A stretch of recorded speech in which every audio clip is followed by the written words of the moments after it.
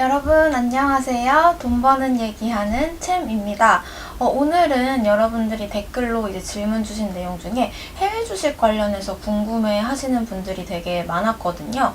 그래서 해외 주식, 미국이 요새 핫하다더라, 중국이 핫하다더라 이런 얘기를 들으셨을 때 어떻게 그러면 해외 주식 투자를 하실 수 있는지 그 방법들에 대해서 말씀을 드릴 거고요. 두 번째로는 만약에 해외 주식 직구를 하신다라고 하시면 여러분들이 좀 기억해 두셔야 할 몇 가지 내용들이 있어요. 그래서 그 해외 주식 직구를 하실 때 알아두셔야 할 팁들을 두 번째로 말씀을 드리겠습니다. 일단 여러분이 미국 주식시장에 관심이 생겼다고 해볼게요. 막 신문이나 뉴스 같은 데서 미국 주식시장이 너무 좋다 이런 얘기를 들어서 나도 투자를 해볼까 라는 생각이 드셨어요. 이 경우에 투자하실 수 있는 방법이 두 가지가 있는데요. 크게 환전을 하느냐 안 하느냐로 나눠서 말씀을 드릴 거예요. 이제 환전을 하지 않으시고 우리나라 돈 원화로 이제 매매를 할 수 있는 경우는 우리나라 펀드들 중에 미국 펀드를 매수를 하실 수도 있고, 제가 저번 시간에 네이버 금융통에서 보여드렸던 우리나라 시장에서 거래되는 ETF들 중에서 미국 시장에 투자하는 ETF를 사실 수도 있어요. 이런 두 가지 방법 같은 경우에는 달러로 환전하지 않으셔도 펀드나 ETF를 삼으로써 미국 주식 시장에 투자를 할 수 있는 방법이 됩니다.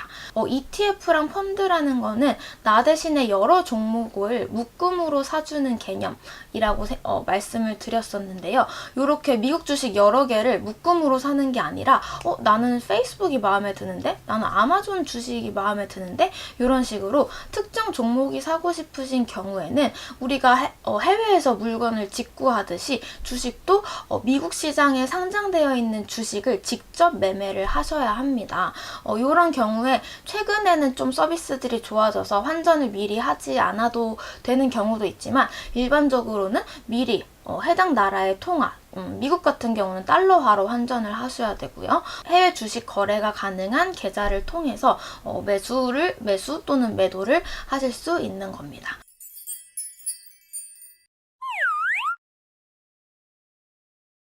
해외 주식 직구를 할 땐 확인하고 넘어가야 할 세 가지 정도의 포인트가 있습니다.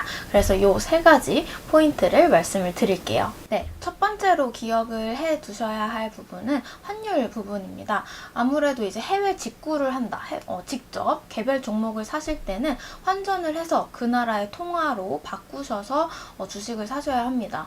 그러면 여기서 이제 알아두셔야 할 건, 내가 아마존 주식을 사서 이제 한 달 동안 아마존의 주가가 20% 올랐다라고 해볼게요. 나의 수익률은 20%라고 볼 수도 있지만 그 기간 동안에 원달러 환율이 이제 반대로 나한테 우호적이지 않은 방향으로 움직였다면 실제 내가 원화로 이제 다시 돈을 환전을 하겠죠.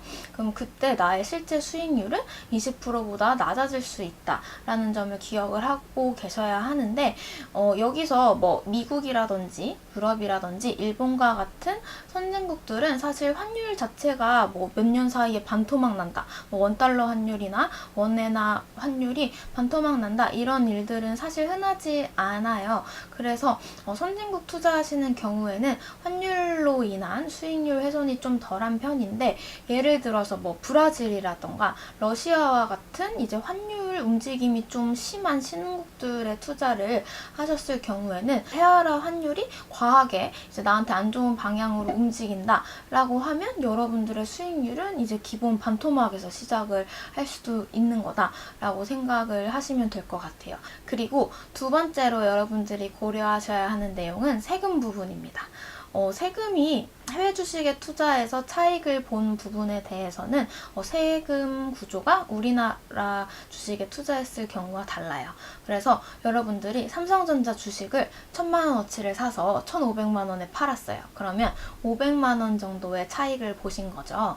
그럼 이 경우에 이 500만원에 대해서는 국가에 내야 하는 세금이 증권거래세 한 0.3% 정도를 내면 된다라고 생각을 하시면 됩니다.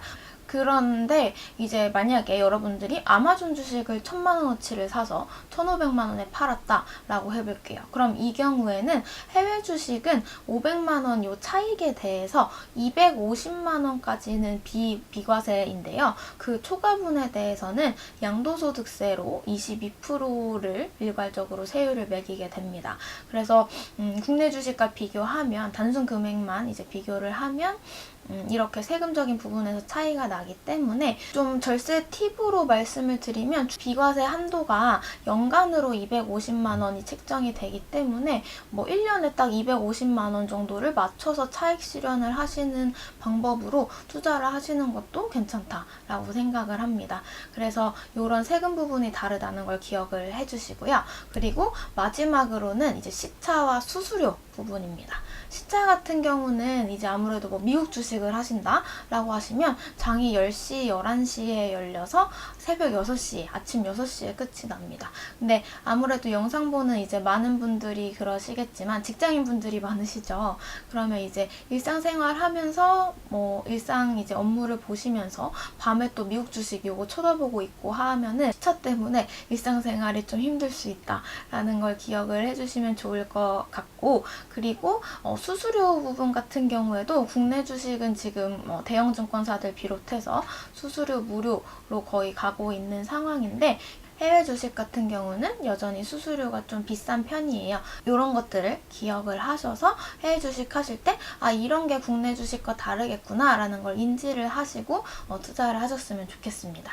다만 이제 최근 한 5, 6년 동안은 미국장이 너무 좋았어서 이런 이제 한계점들, 뭐 환율 문제라던가 아니면은 세금이나 뭐 시차 이런 수수료 문제들을 다 고려를 해도 수익률이 너무 좋았기 때문에 투자를 다들 많이 하셨던 것 같아요. 앞으로도 이제 해외 주식 장이 계속 좋길 바라면서 여러분들 모두 성투하셨으면 좋겠고, 그리고 이제 마지막으로 미국 주식 좀 관심이 특히 많으실 것 같은데, 제가 국내 주식 같은 경우는 네이버 금융 통해서 뭐 삼성전자, 하이닉스, 뭐 현대차 이런 관심 종목에 대해서 데이터를 어떻게 볼 수 있는지 설명을 드렸었어요. 근데 미국 주식도 마찬가지로 해외 주식도 마찬가지로 이렇게 데이터를 확인할 수 있는 사이트가 있고, 두 가지 사이트를 소개시켜 드릴 텐데, 첫 번째는 이제 브이로그에서도 인베스트로그에서도 말씀드렸던 investing.com이라는 사이트가 있고요.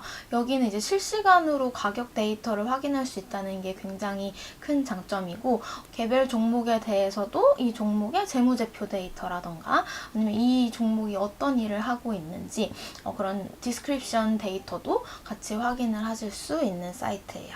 그리고 두 번째로 소개시켜드릴 사이트는 스탁로우.com이라는 사이트인데, 여기는 진짜 개인적으로 강추하는 사이트입니다. 미국 주식에 대해서 개별 종목의 재무제표 데이터를 굉장히 시각화를 잘 해놨어요. 그래서 그래프들 통해서 이 종목의 최근 주가나 그리고 재무제표 데이터를 한눈에 확인을 하실 수 있는 사이트여서 여러분들 미국 주식 관심 있으신 분들은 한 번씩 들어가 보시는 걸 추천드립니다. 네, 오늘 이제 해외 주식 관련해서 준비한 부분은 여기까지고요. 다음에도 좋은 컨텐츠 가지고 찾아오겠습니다.